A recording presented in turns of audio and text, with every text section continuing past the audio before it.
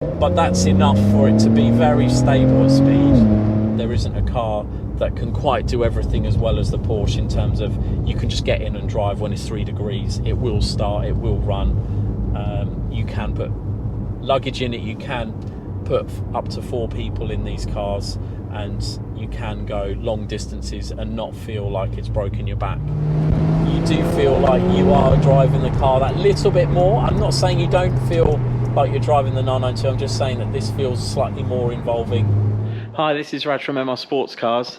Today is a great day because I'm getting to deliver this lovely 992 Carrera 2S with the sport design package to its new owner, who is a long-term customer who's actually been through the whole sort of lifespan of 911s that we sell with us. So he bought a 997 Gen 2, he then bought a 991 Gen 1, and now he's buying this lovely 992 Gen 1. So moving up through the series, trying them all for a few years each, and then moving on to the next one. And more than likely he will probably go back to a 997 at some stage, so that he gets to sort of compare the newest with the oldest again. But this is the car that we are doing a deal on today. I'm actually delivering it to him up in Leicestershire and bringing the 991 back. So it's actually going to be quite a good video to sort of demonstrate and explain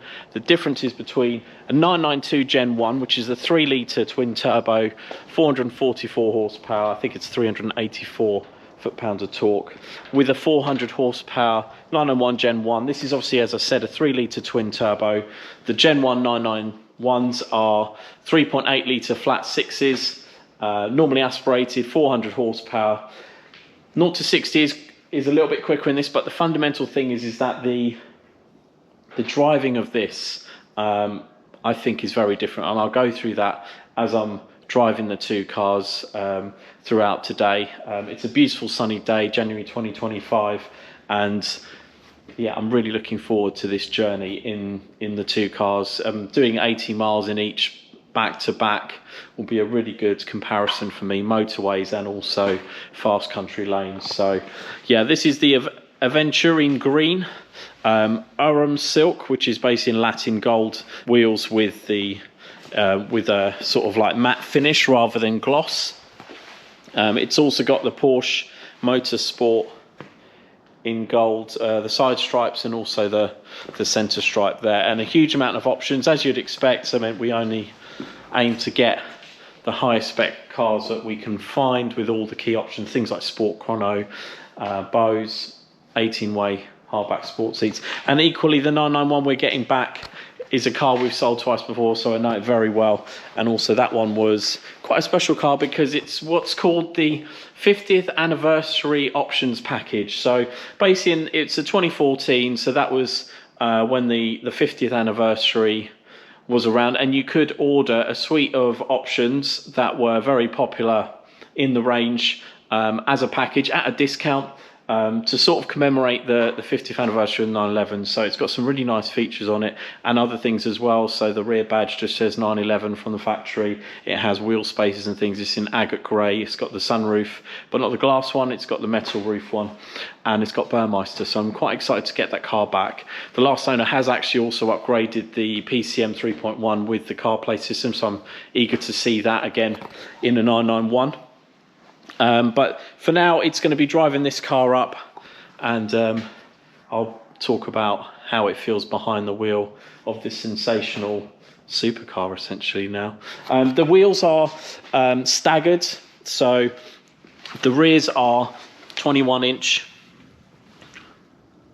and the fronts are 20-inch, whereas the 991s front and back are the same. That one has the optional Carrera Classic wheels in 20 inches, and yeah, they drive fantastic. This car is slightly longer, width is the same, mirror to mirror, but all of the 992 Gen 1s are wide body, so they're all the same width at the back, whereas with the 991 Gen 1s, the two-wheel drives other than a few exceptions, were the narrow body, and the four-wheel drives were the wide body. So this is a C2S. The 991 we're picking up is the C4S, so that's a wide body as well. So it's actually quite a similar comparison. Obviously this one hasn't got the torque being directed to the front wheels on demand, whereas the 991 does. It has the full four-wheel drive system, which sends between 5 and 40% of torque automatic to the front wheels. So yeah, I'm gonna get this one out of the unit and then go for a drive on the way up to meet my customer.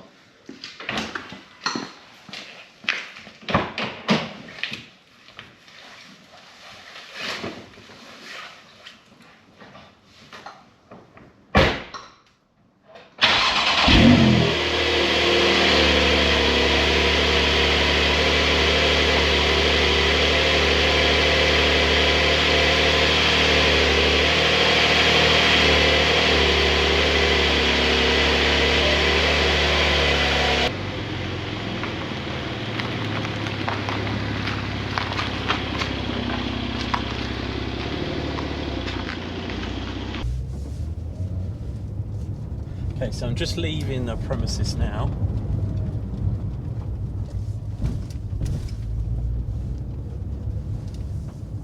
And it is an absolutely sensational, beautiful sunny day. We haven't had many over the last month. It's been very dark and gloomy, very foggy here in the UK over Christmas, very misty. But no, the weather's just changed. Had a big storm and it's blown everything out. So I'm in the 992. This has got a huge amount of options which really do add to it being a great all-round, all-day sports car slash supercar. It has a heated steering wheel with the full-size paddles that these come with as standard now. All the multifunction controls on there as well, so everything's to hand. The big change that they did was redesign the whole dashboard on these 992s. So you've got only one dial which actually has a physical needle, which is the rev counter in the middle.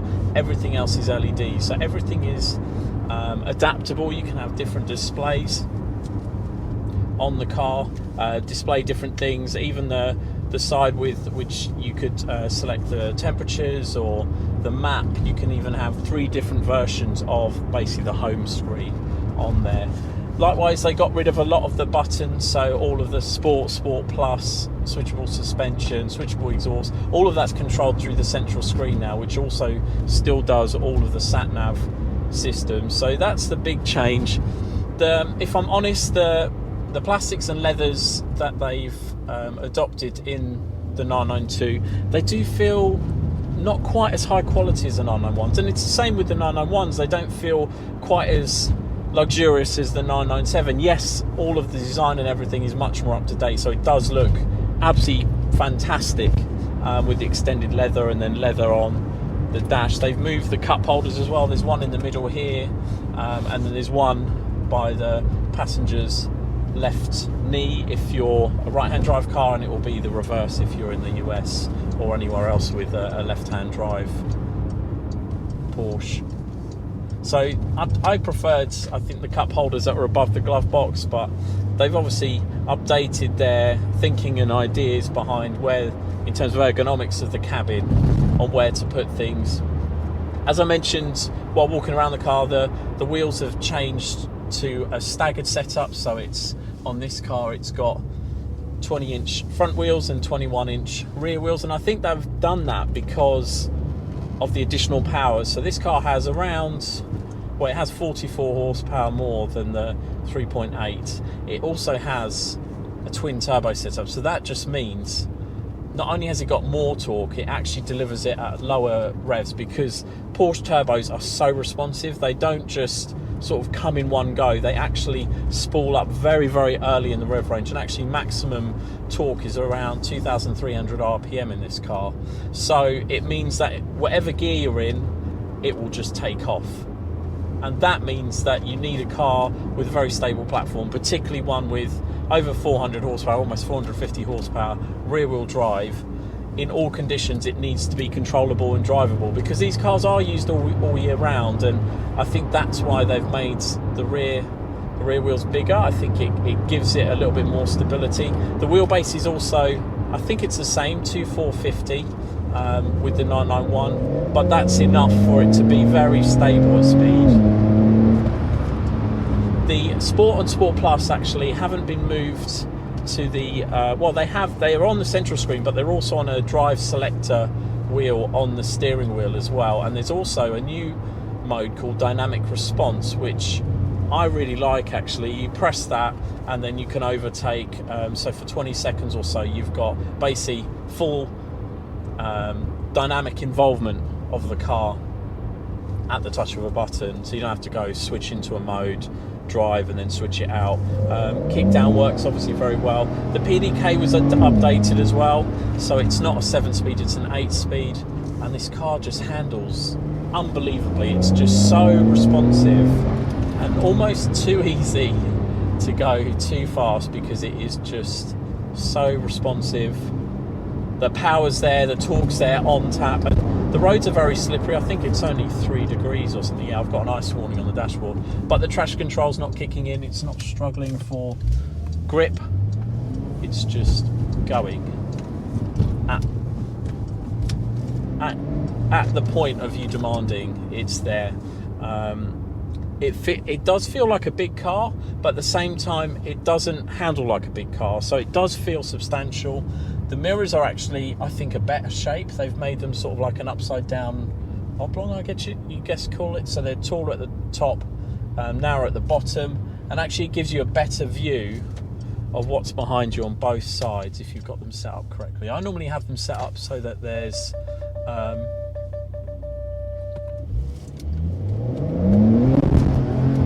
see there, it's struggle for traction. I normally have them set up so that there's sort of about a third of them is filled with the rear wings, so you get reminded of those beautiful haunches.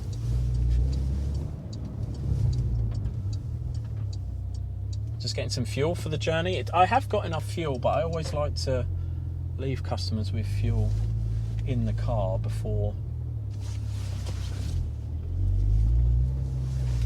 delivering it to them, because it's always nice when you don't have to fill up straight away from picking up a car. So just bear with me a second and I'll go and get some fuel.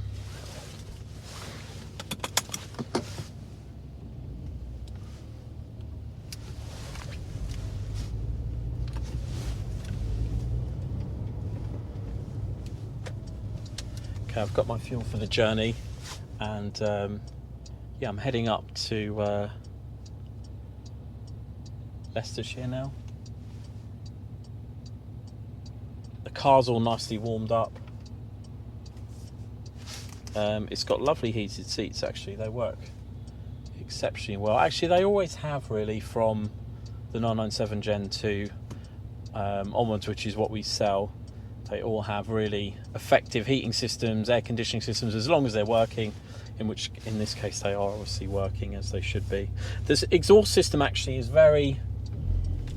much more pronounced, I find, than the earlier generation cars. It's cackles and pops almost artificially, whereas the 991s still had more of a natural burble to them. These, they have to sort of engineer it, because of the turbos being in the exhaust. They do mute the sound naturally.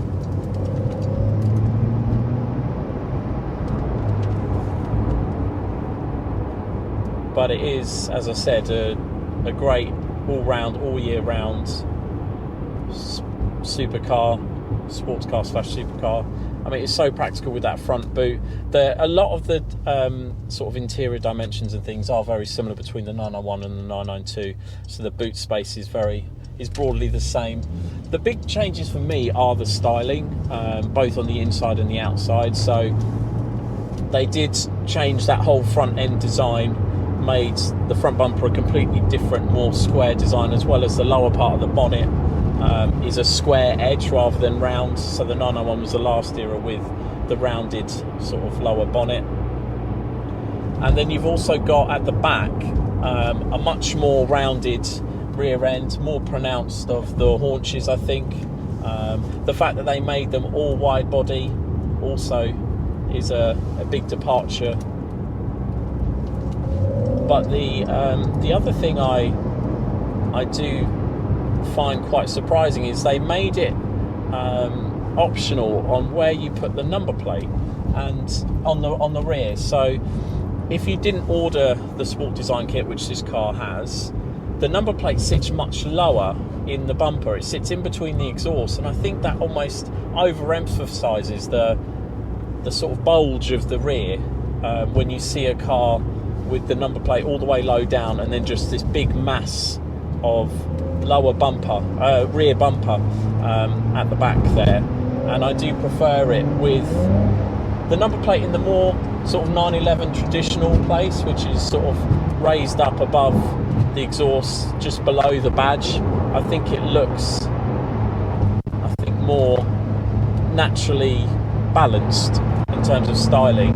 As I said, the mirrors change, the door handles change actually as well. Rather than having a Bose style door handle which you can actually grip and pull, these have little door handles that are flat and flush with the body that slide out, and I think they've done that for aerodynamics. They've also done it because a lot of the brands now are having these sort of hidden door handles that pop out.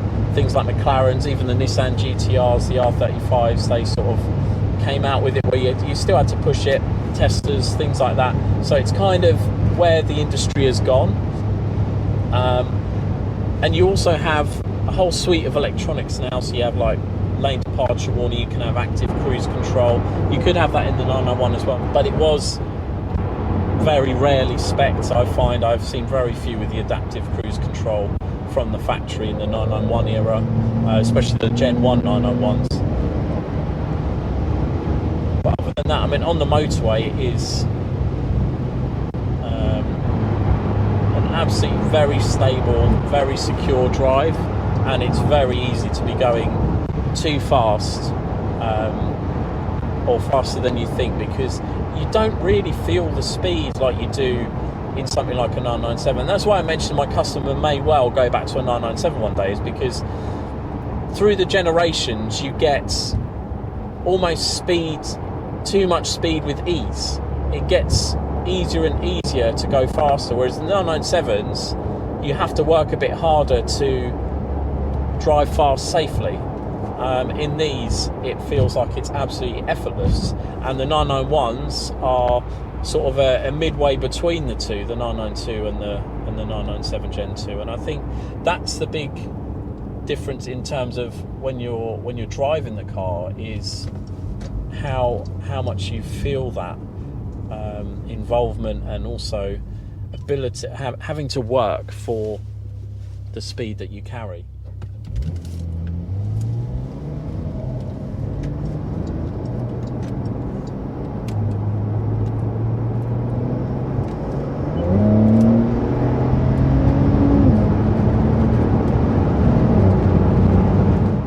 On one of my favourite roads, just coming out of Hitchin,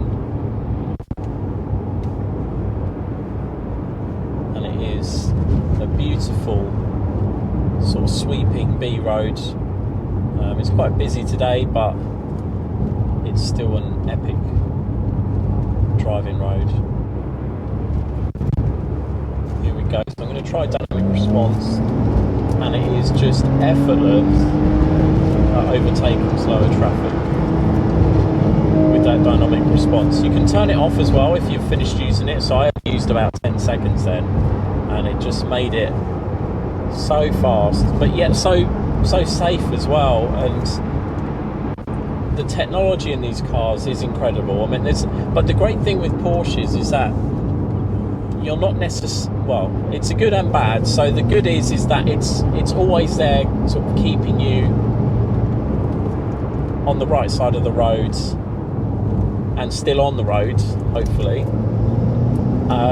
But you don't have to sort of fiddle with all the settings to enjoy the drive. You don't have to continuously change chassis settings, all the different drive modes and then engine modes and everything else. It's pretty much sensational in whatever setting you have it in.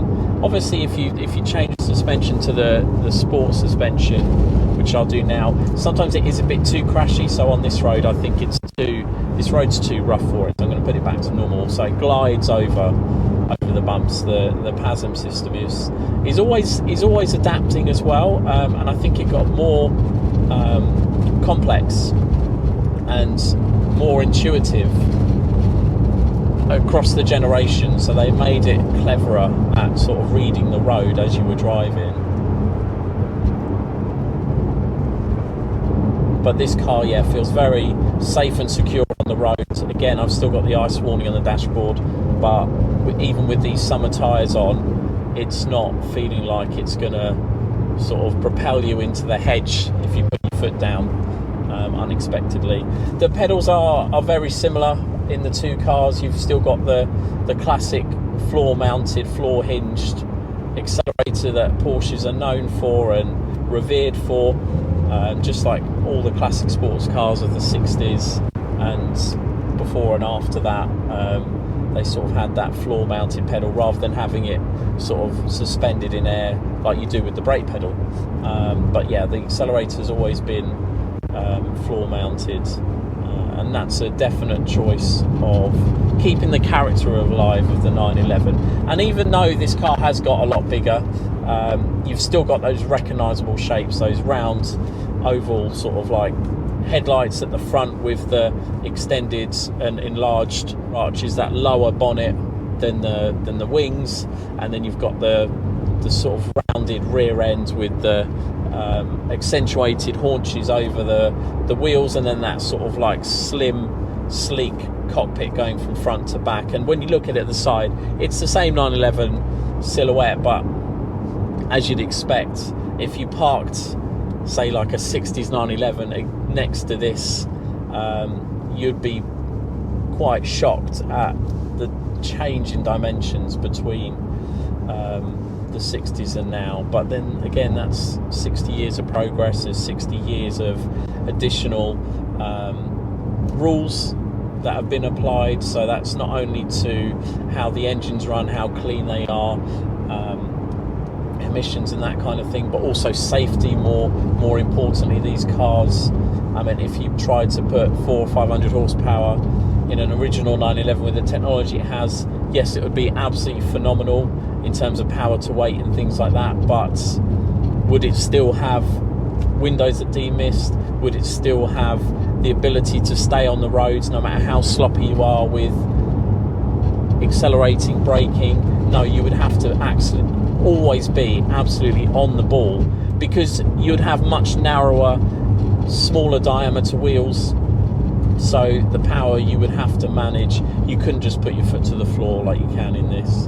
And that, as you'll see through the generations, if you're new to Porsches, there is that sort of diffusion of the experience and the slight melding of the experience through the generations. So this is a much more synthesized version of the Porsche 911. If you go 2 or even 3 generations back, it's night and day how they perform. They still have the essence of the 911, obviously through the different generations, but this is built much more to the 2020s rather than sort of the 2000s or 1990s, where there was still a lot of analog input and a requirement to sort of meter yourself.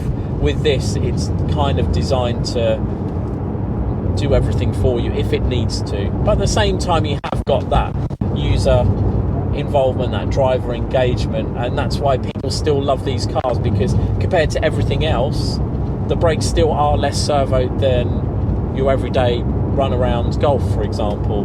There is more vibration from the engine, so you feel the power, you feel the mechanical nature of this car more than, say, a Golf again. But it has changed if you compare like with like, if you compare a 911 with a 911. However, this still remains the ultimate driving machine in my mind, for those that are looking to buy one of these over another sports car or supercar. There isn't a car that can quite do everything as well as the Porsche, in terms of you can just get in and drive when it's 3 degrees. It will start, it will run. You can put luggage in it, you can put up to 4 people in these cars, and you can go long distances and not feel like it's broken your back by where you've had to contort yourself, or the noise. It's just such a perfect package. And next you'll see me in the 991, talking about how great that car is. Okay, here I am with the lovely 991 4S, a car I've sold twice before. Just literally done the handover now. I'll show you a quick picture of the 2 cars together. But it's been an absolute pleasure driving the 992 up, and now I get to see exactly what the 991 feels like on the same route. So it's a lovely comparison that I'm going to get today to see these two. But you'll immediately see that the styling is very different. They all had the number plate in the same place. The 4S's and the 4-wheel drive's got the light bar. I think the GTS 2-wheel drive didn't have a light bar, but it had an exterior vent in that area. And then inside, it's still a really modern cabin. This one's had the retrofit of CarPlay on it. It's got all the buttons there. You have buttons there rather than having to control Sport Plus on the steering wheel. You don't have the wet mode that you do on the 992, and you don't have the individual mode. You have the switchable suspension, switchable sports exhaust, start, stop, on and off, put the spoiler up and turn the traction control off. All those buttons are done on the screen on the 992, whereas here you've actually got the tactility of buttons. Also, I didn't mention actually the PDK selector. This is a 7-speed, the other one's an 8-speed, but the selector itself is a much smaller little dongle size thing rather than a full-size gear lever. So there is a difference there, and you've got the full range of park, reverse, neutral, drive and manual all through the stick, whereas the little dongle controls park. It controls reverse, neutral and drive, and park and manual are actually 2 little buttons there, so that's a big difference. The steering wheels have also been updated. That is the optional sport design, which does show whether it's Sport Plus or launch control, and it does have full-size paddles, but you did get rocker switches as the standard wheel, or if you wanted heating you also had the rocker switches, which isn't ideal compared to the later wheels of the 991 Gen 2 or the 992. They always had those separate paddles there, so that's a good thing to note. But basically the cabin size is very similar, and I'll just talk about how it drives in the next section. Right, I am now in the beautiful 991 Carrera 4S. Turn left.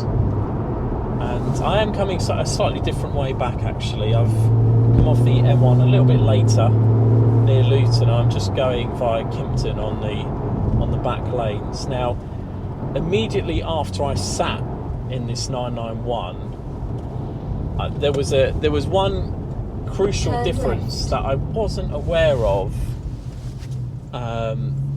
beforehand, having driven both but on separate days, was that you feel like you're sitting higher up in the 991, and I don't know. This is the 14-way seat which is the sort of like the highest spec all-electric comfort seat. So it doesn't have the hard back and it doesn't have the extended bolsters, but in the 992 it's got the what's called basically the adaptive hardback sports seat. So they've got bigger bolsters. They're slightly recontoured in the 992 versus the 991 shape, but basically you could get that 18-way seat in the 991 as well as the 992. This has got a slightly different seat, the comfort seat. I'm not sure if in the 992 they've actually made it so that you can get sitting lower in the cockpit than in the 991, because it does seem you're that little bit higher, maybe an inch or so.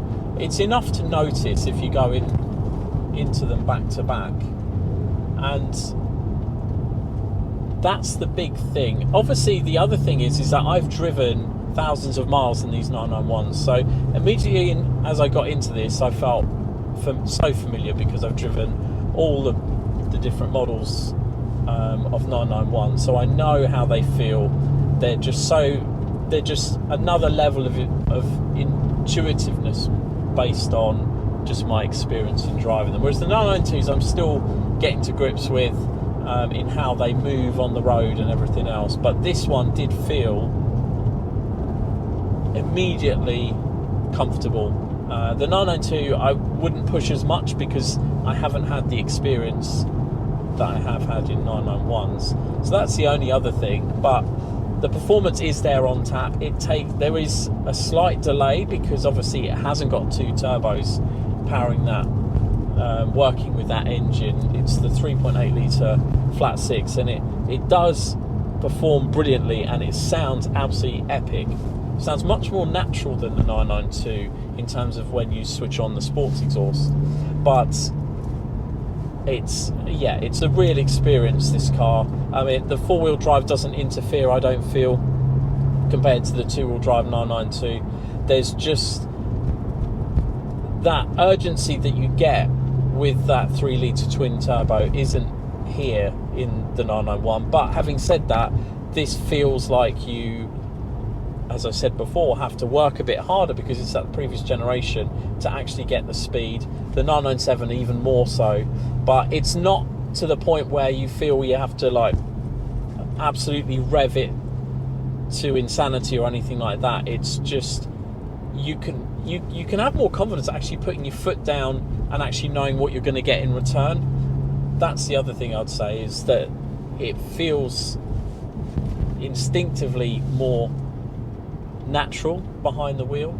You don't need to sort of get to grips with it as much as you'd think you would, being a 400 horsepower sports car. But as I said earlier, in the 992 it's the same thing. It's got such sophistication that let's say it's basically just under, it's 444 horsepower. You just immediately feel like you can drive it competently and quite fast. So there is that similarity. The chassis feels just as well composed on this, but as I said earlier, I felt like the materials that have been used on the interior have taken a step backwards. They feel a little bit lighter, possibly to keep the weight down, but they feel that little bit flimsier.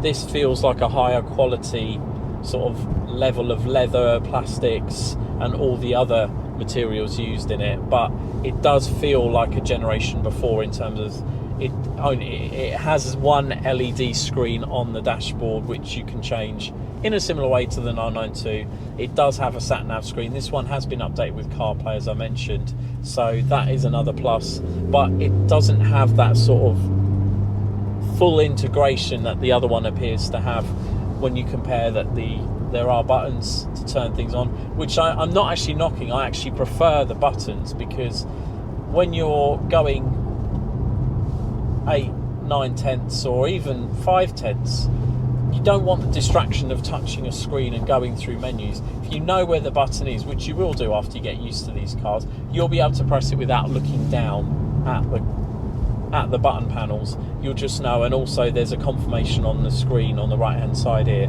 when you do press buttons. So like if you change the chassis setting, if you change half a mile, turn left. Sorry, someone always drove into the mirror here. If you change the chassis settings, if you change the sport settings, sport plus, you turn on switchable sports exhaust, you immediately hear it switch to the louder version. The steering wheel is also very good. I think it's a nice thickness. It doesn't have heating. You can't get the sport design of this era with the heating, but I don't think you miss that too much. This one has the added benefit of having the sunroof, so you can even open it just on a tilt, and that does let a little bit more sound in, and you hear it crackling and popping beautifully.